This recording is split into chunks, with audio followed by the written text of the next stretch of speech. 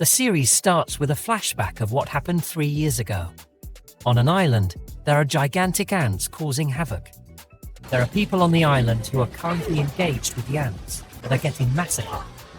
Suddenly, a skilled hunter named Byingu comes to help. He uses a short pole to kill the ants. That's a very weird weapon. Let us just call it that. He also uses healing magic to save them. Nice, but he is not our MC. When an ant tries to sneak up on him, his teammates emerge and save him. They are Yoonho and Yoonseok. They get rid of the red ants really fast. In another part of the island, we also see Guild Master Choi fighting the ants. They explain that 10 years ago, portals to another dimension opened all over the world. These portals brought in monsters and mysterious creatures. People who could fight these monsters are called awakened beings or hunters, with the strongest being S rank and the weakest being E rank. In today's time, a portal opens at a construction site, and a group of hunters goes to check it out. A fat guy named Park shows up and greets Kim. A frail-looking Sung Jin Woo arrives, and suddenly everyone gets a burst of happiness. He is our MC, and he is the weakest hunter alive. What a pathetic loser, right? And he knows it. Sung talks to a redhead girl named Juhi. Our MC might be weak, but still got Riz. A guy named Song Cheol introduces himself as the raid leader, guiding the hunters into a portal. In the Hunter Association, the chairman talks to a subordinate about hunters making money by selling essence stones from defeated monsters. The story quickly shifts to Sung Jinwoo, who gets an essence stone after beating a tough monster. But he instantly gets attacked again, being saved by Park. Really pathetic and weak mech we got here. As they beat the boss, they are bummed because they got little to no loot in the dungeon. Suddenly, a man comes up on a cave in the dungeon, and they end up going inside the cave. It is disclosed that after defeating the boss, the party only has 1 hour to leave the dungeon. Jinwoo talks to Juhi and gets scolded by her. Amidst this, Juhi nervously asks Jinwoo on a date. Well, consider me jealous. And they reach a gate. The hunters open the door to find a huge hall with gigantic figures, with the biggest and most intimidating one on a throne. They discover writings on a tablet. Juhi says she saw the big statue's eyes move, and suddenly the heavy door seals shut behind them. A guy approaches the door and gets his head cut off by the statue guarding it. Now that's an easy yet gruesome way for a background character to die. This shocking event leaves the party scared and afraid for their lives. Who wouldn't? When Hunter Sung sees the statue's eyes move, he warns his teammates. The statue shoots lasers from its eyes, completely burning one person, but others dodge it because of Jinwoo's warning. The fear spreads through the party as they realize the seriousness of the situation. Song coming up to Sung and thanking him for saving their lives. Song thinks that the statue is an S rank, or even above. Sung wonders if the god mentioned in the text could be the giant statue itself. One party member, out of fear and cockiness, tries to rely on his speed to escape, but instantly gets killed by the giant statue's laser. Another background character dies just like that. Sung thinks harder on the commandment on the tablet, worship the god. After that, Sung bows to the statue. The statue stops attacking, and they manage to escape death. At least for now. The god statue then stands up and comes towards the hunters. Song asks Sung what they should do next, and Sung remembers the second commandment, praise the god. A male hunter tries praying to the god statue, but unfortunately, the statue kills him. The statue also kills a female hunter, making the heroes run away. What a killing spree. Park tries to get far from the god statue, but ends up getting killed as well. Sung sees some statues with instruments nearby. Song and another ally go near these statues, and they start playing the instrument, hence praising the god. Sung and Juhi run to one of the statues. Sung leaves Juhi there and runs for another statue. Before Sung almost gets killed at the god statue's feet, he reaches a nearby instrument carrying statue just in time, saving his life. The god statue goes back to its seat. Juhi rushes over to Sung, and in all horror sees that he lost one of his legs, While Juhi heals Sung's wound, suddenly, the god statue summons an altar. They remember the third commandment, that is, believe in the god. Out of nowhere, flames start appearing around the altar. Sung asks two hunters to take him there so he can observe it. Sung asks Kim and Juhi to enter the altar's domain. Suddenly, several statues approach them, and Sung tells everyone to keep an eye on them. A female hunter can't handle the pressure and runs away and gets safely out of the door. Another hunter can't handle the pressure, drops Sung, and runs in the same direction the woman did. Sung tells all of them to keep watching the statue. He believes the blue flames around them work as a timer, and once they're gone, they can leave. Kim also decides to leave. Song tells Juhi to go with Sung and leave him behind. Juhi tries to leave but realizes she can't move her legs. Sung tells Song to go with Juhi, so Song knocks her out and leaves Sung alone. As Sung attempts to fight back, the statues overpower him. In the midst of this harsh beating, just before the last flame goes out and a statue moves in to attack Sung, a screen appears in front of him. The log informs Sung that he's eligible to become a player and gives him 2 seconds to accept the offer. Otherwise, he'll die. The episode concludes with Sung accepting the offer. RMC is not dead. His injuries from the statues are no longer there. Woo, the manager of the Hunter Association's surveillance team, and his partner Kang came into Sung's room. Woo tells Sung that when they arrived, they only found Sung lying on the ground, and there was no temple or statues. Woo asks Sung if he had a second awakening. Sung wonders about it and checks Kang's mana meter to see if the same thing happened to him. Unfortunately, Sung's mana levels haven't changed. Why is he so bummed? Well, at least you still have your leg. In his room, Sung is surprised that they didn't ask him about the window screen in front of him. Bro definitely thinks he's on shrooms. He plays around with the window screen for a bit, and Sung learns that he's now the player and has to complete a daily strength training quest. The system warns him of penalties if he doesn't follow the system's demands and mentions a reward, but Sung is unsure about it all. In the hospital, the window screen tells Sung that he didn't complete his daily task. Suddenly, Sung finds himself in a desert-like place with a huge centipede looming over him. The window screen informs Sung that he must survive for 4 hours since he failed the daily quest. Sung runs for his life, manages to complete the quest, and ends up back in the hospital. I'll be damned if he misses his daily tasks now this early. Juhi arrives at the hospital. She sees Sung running outside and goes to confront him. Meanwhile, we find out that Sung completed his daily strength training quest. Additionally, Sung talks about what he learned about the player development system and the 3 types of rewards he gets for completing quests. These rewards include complete recovery, ability points, and a random loot box that often contains various items. Sung goes back to his hospital room to check what's in today's loot box. He finds a key that lets him teleport to an instance dungeon. Sung is curious about what that is. We see a series of scenes where Sung completes his daily quests. In his hospital room, Sung decides to focus most of his ability points on increasing his strength. Then he goes to Hakjong Station and uses the loot box key to enter an instance dungeon. Suddenly, the dungeon closes and the window screen tells Sung that he must defeat the dungeon's boss or use a teleportation stone to go home. Well, he's screwed. Sung faces several goblins and defeats them.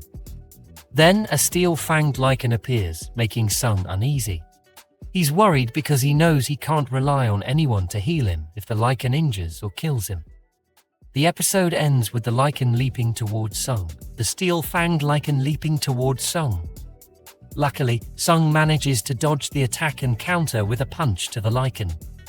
They have a short fight, and his moves have no effect, so he opens the inventory menu from the window screen, takes out a magic sword, and uses it to defeat the lichen. Bro got 3 items in his inventory. Out of the blue, 2 more lichens charge at Sung. He slashes the other lichen's face off. The third one retreats, giving Sung a moment to catch his breath. He checks his window screen's menu and sees that his level and stats increase due to the real combat experience. Suddenly, multiple Lycans show up, and Sung confronts them with all his strength. As he defeats each Lycan, several level-up notifications appear, and Sung eventually earns the title of Wolf Assassin. After defeating all the Lycans, Sung notices that his sword is wearing out. The log for the Wolf Assassin title appears again, letting Sung know that he has gained various items, including a teleportation stone. Sung decides to keep exploring the Instant Dungeon. Meanwhile, Sung is busy defeating magic beasts and gaining levels in the Instant Dungeon. He also observes how the color of the monsters' titles indicates their strength levels, and how this color can change based on Sung's current level. RMC is getting stronger. Nice. Sung ventures into a perilous area, anticipating a formidable magic beast challenge. As he explores, the magic beast attacks Sung, breaking his sword. The creature, colored orange in its name, signifies it's on equal ground with Sung. He assumes this snake, known as Kasaka, is the dungeon's boss.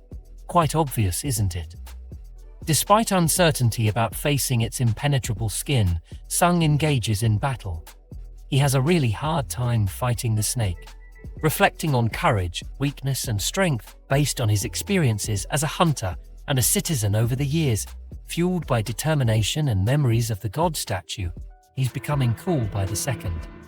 Sung uses his strength to overpower and defeat Kasaka. After Sung defeats the Kasaka, multiple log entries pop up, indicating a significant level up due to the victory. He also acquires a dagger made from the Kasaka's fangs and a venom gland. Now that is a loot, the window screen transports Sung back to Earth, where he encounters a soldier leading him to a tragic incident. Sung discovers a dungeon break has occurred. Arriving there, he observes several hunters and healers struggling against the dungeon break boss. Observing Juhi struggling in the party due to the lingering effects of the god statue incident. To aid the party, he throws his broken sword at the boss, defeating it in one blow. A member notices Sung's dagger and inquires about the person who threw it. Well, it looks like our MC isn't all that pathetic now. Sung is surprised that he managed to penetrate the boss's defenses with his broken sword in one shot. The episode ends with Juhi questioning whether Sung was the one who threw the sword. The series continues in the hospital with the nurses talking about Jin Woo's body. At the same time, Jin Woo is in sweat as he is doing his daily exercises. All the nurses are drooling over him. A nurse enters his room and sees him shirtless. She startles and admires Jin Woo's muscles. He asks, "What do you want to tell me?" She shyly informs him that today is his day of discharge. She also seeks her chance and asks for his number. Our MC is a hunk now. The scene shifts to a news channel interviewing Baek Yoonho. He flexes how awesome he is with training, as he was a firefighter before. He is one of the Seveners rank hunters after all. Jinna, watching the news, turns the TV off and calls out Jin Woo, who just got out of the room. She is amazed by the sudden transformation of her previously loser brother. She is curious if he is exercising, and about how one can grow after adulthood. Jin Woo bids her goodbye as she leaves for school, while he insists that she bring an umbrella. Jin Woo plays around with the system and slacks off on the running. He also sees that he has some points left and thinks of transferring it to strength and agility, as what will a dumbass like him do with intelligence? He gets a call from his landlord asking for his delayed rent. He says he will transfer it in a bit, and the landlord appreciates it. He then tries to find a higher level gate to make money. However, even though he had a double awakening, he is still an E-rank hunter. It is still hard to get a decent gate for his rank. He thinks of re-evaluation, but contemplates that it will attract unnecessary attention, given that he is a rare type now. He finds a raid, and as he is running there, he finishes his daily tasks. About to accept the daily quest reward, he is interrupted by other members of the raid. Hwang Dong-suk introduces himself, while other members mock Jin Woo. Dong-suk stops them and tells him that he was only recruited because they need at least 8 people for a C-rank dungeon, and he's just a filler. He is not counted as combat power and will not get spoils, but will receive 2 million in cash as commission. Lame, but it pays the bill. He senses 4 C rank and 2 D rank or lower in the group. He is just to carry the luggage. He asks, "You're not bringing a healer in?" Dong-suk says they always managed like this. Jin Woo thinks they are reckless with just tankers and fighters, and it is quite concerning. He signs the contract even though it says the other party won't be accountable for any incidents in the dungeon. Yu Jinho, a 21-year-old D-rank hunter, approaches Jinwoo. Everyone is amazed by his flashy gear, and he promises to help protect Jinwoo. Well, he's in for a surprise. They talk as they approach the gate. They are taken aback by its enormous size. Jinho is worried, but Jinwoo says that a gate's size doesn't matter, but rather the magical energy it radiates outward. Jinwoo is still a bit nervous, as it's his first time entering a C-rank dungeon. As they enter, Jinho asks Jinwoo about luminescent stones which can be gotten from cave dungeons. As they walk further into the ominous dungeon, there's no beast to be seen. Jinwoo, using his intuition, warns the team about the attack of insect-type magic beasts. The other members are panicking as they get ambushed from above. Due to Jinwoo's warning, they fight back. Dong-suk uses his taunting skill, calling all the insects towards him, while Jinho protects Jinwoo. Finally, they kill all the beasts with teamwork, but it leaves Jinwoo a little frustrated. Puny insects for him. They win, and it is time to gather the loot and divide it into 7. Dong-suk approaches Jinwoo, thanking him. They all are confused over the state of some bugs, as they have been half-eaten. Jinwoo asks Jinho if his sword and shield are expensive. Jinho responded yes, as it was given by his father for his first raid. Jinwoo warns him to be cautious. The scene shifts to the White Tiger Guild office, and their leader Beak is training, smashing a boulder. Amazing. Back to our raid team. They are making progress in the dungeon. However, Jinwoo is still uneasy with the group.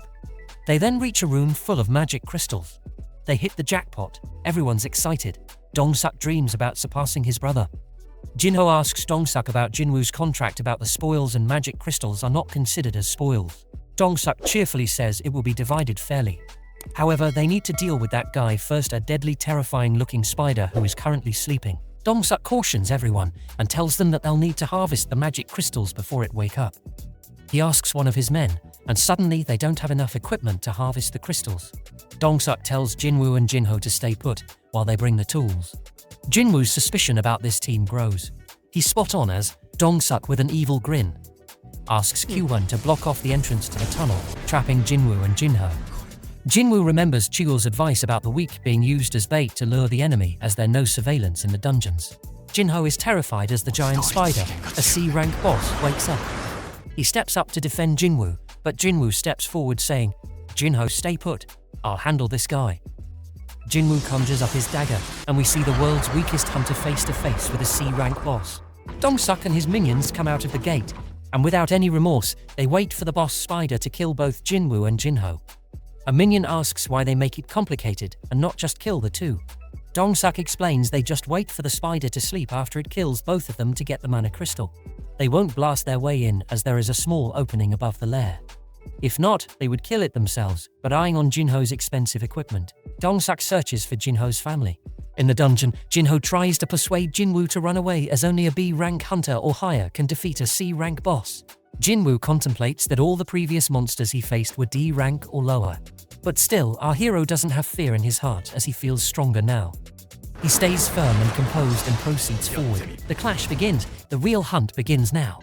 The scene shifts to director Go Gunhee in his car, and Jinchul offers him a sparring match, which the veteran battle-hungry director gladly accepts. Back to Jinwoo. He desperately fights the spider. Jinho is amazed, as these are not the movements of an E-rank hunter, and thinks he's a false ranker. He feels scared, as those are psychopaths who take pleasure in killing and wimps. However, this fast-paced battle is bearing no results, as Jinwoo's dagger is not penetrating the spider's thick hide, and he is notified that he is getting tired quickly. Jinwoo tries to locate the spider's weak spot and tries to attack, but is instead attacked by its acid. Jinwoo counters with his new skill, Dash. He storms to the roof of the cave and then attacks, but to no avail. He goes faster and faster by the second, but every man has his limits. His vitality runs out and falls. The spider attacks. Inches away from finishing him, he remembers the reward for the daily quests. Full recovery, he evades and attacks its eyes. Getting notification that his dagger skills paralysis and drain are taking effect, he keeps stabbing the spider until it falls dead. That was one nasty pest control. Jinwoo digs through the corpse to get the stone, while Jinho is astonished at what just happened and tells himself, no doubt, he's a false ranker. The scared Jinho offers to get the magic gems, carry the luggage and give him water. Jinwoo finds him weird. Finally, Dong-suk and his gang are back, wondering how come they are still alive. Director Gunhee and Jinchul sparring with each other, and Gunhee overpowers him. The director thanked Jichul for the relaxation, and that he improved. He replies training might seem futile as a hunter's power never changes, but can improve their skills. He agreed as it is necessary for the mind as a dungeon is a dangerous place.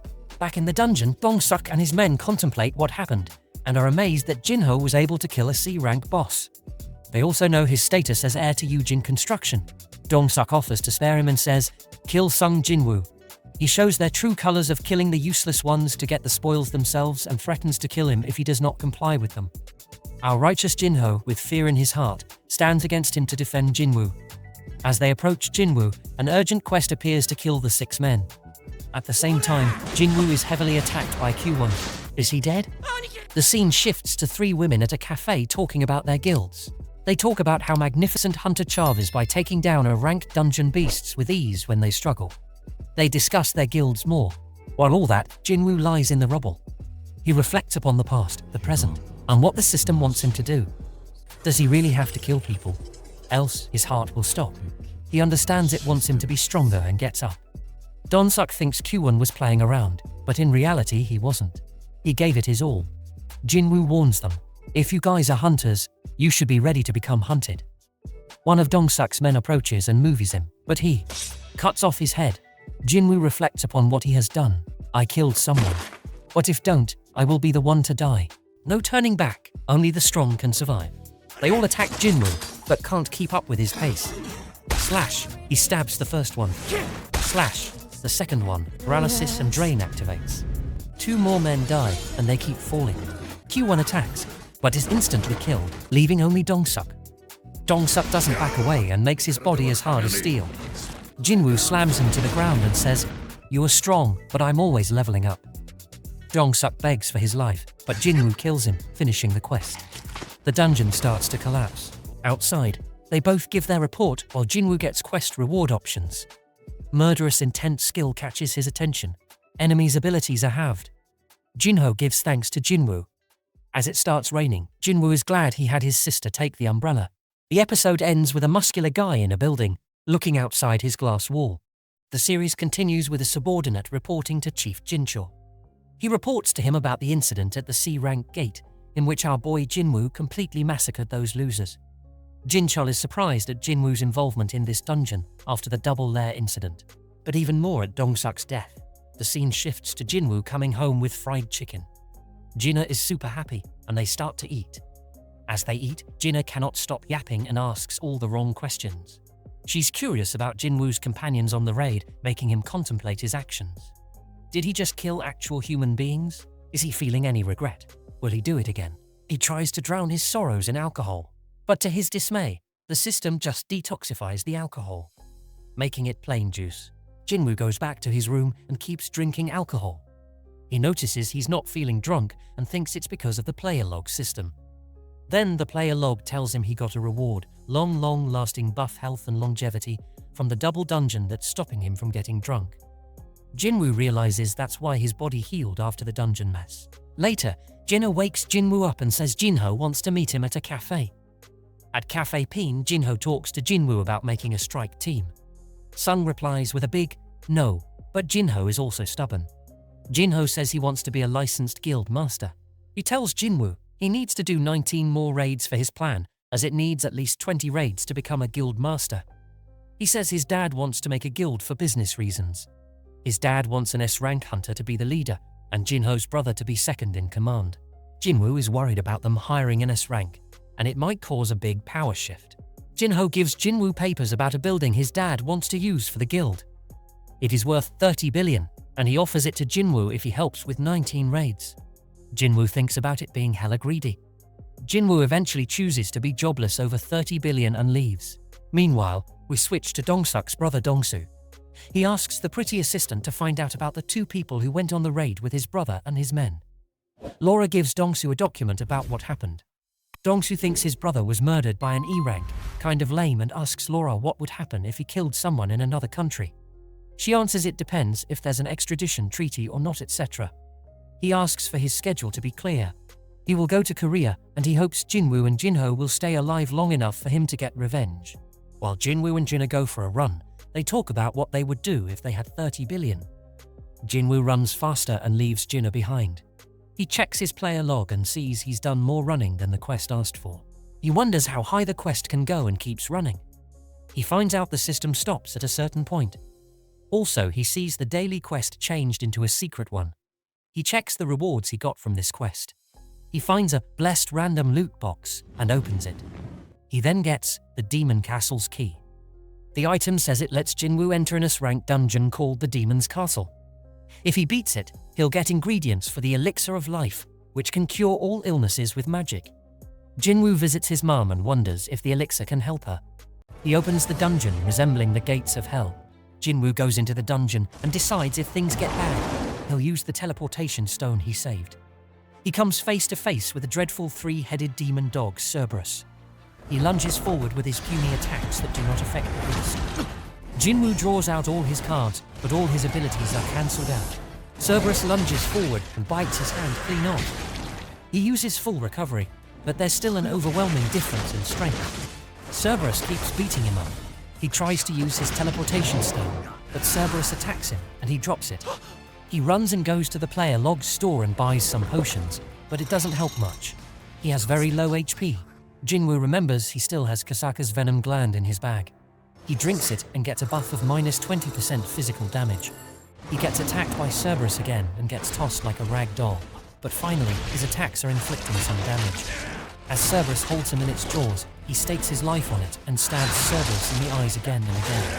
Finally, Cerberus falls. Jin Woo barely survived this ordeal.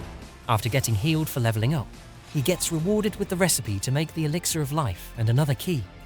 Jin Woo knows his limits and vows to come back once he is strong enough. 3 ingredients are required for the Elixir of Life. Those are the words that haunt Jin Woo's mind as he sees his mother's unconscious face. But he needs to get stronger to procure them from the Demon Castle. He needs to level up. Afterward, Jin Woo meets Jin-ho at the cafe and agrees to join his 19 C-rank raids proposal. But he only wants them to handle the C-rank dungeons alone.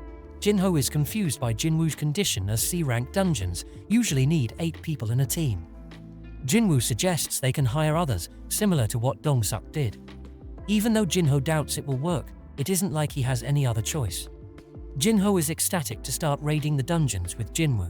Meanwhile, we see the gorgeous Hee undergoing training. A man named Yoon approaches her and offers her a business card of Yujin Construction. Later, we see Jin-ho and his father talking in a car. His father talks about how the world isn't the same anymore. The monopoly of the world changed when gates and dungeons appeared. The people who control this monopoly are the awakened beings who are in turn monitored by the Hunters Association. But the real profiting organizations are the guilds. He talks about the 5 major guilds in Korea, but he will not just sit idly by and will create his own guild to accomplish his goals. Meanwhile, Jin Woo is trying to exceed the requirements of his daily quest. He looks at his player log and realizes it's not counting his extra work anymore. He's disappointed because he was hoping to get something valuable from it. He checks one of his regular random loot boxes and only finds a useless bingo card. He walks around the city thinking about ways to level up more efficiently. He then gets an email from the Hunters Association. They need hunters for a D-rank mission. Even though he would prefer something better, he agrees to take the task. Meanwhile, Song and his student talk about their sparring session. Song gets an urgent summon and his student asks him about retirement. Although Song understands his student's feelings, he still wants to contribute to society. The scene also shifts to Kim's house, where he also plans to join this raid. His wife is scared for him, but he has to make ends meet. Looks like we're about to have a reunion. Later, Beek visits Choi. Beek is angry because Choi made him join an interview meant for Choi. Choi changes the topic and tells Beek about Jin-ho's father's plans to build a guild. Beek already knew about this and wanted to know why Choi called him to his office. Before getting an answer, we switch to Joo-hee and her mother talking on the phone. Joo-hee's mother insists that she come home and help with the family business. Joo-hee tells her mother she wants to make her own decisions and hangs up the phone. Joo-hee then gets a message from the Hunter Association similar to Jin Woo's. Back to Choi.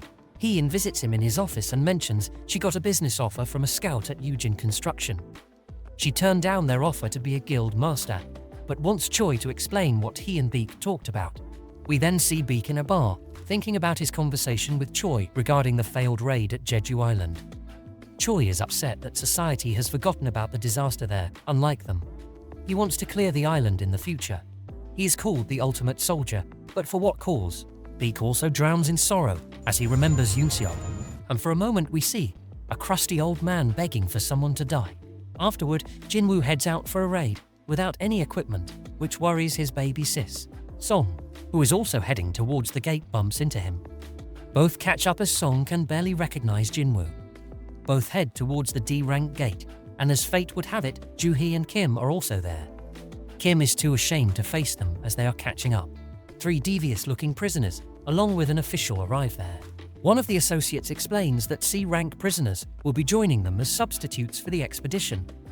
She says they're short on staff and assures everyone that these prisoner hunters will behave. Additionally, they'll be accompanied by an inspector named Kang.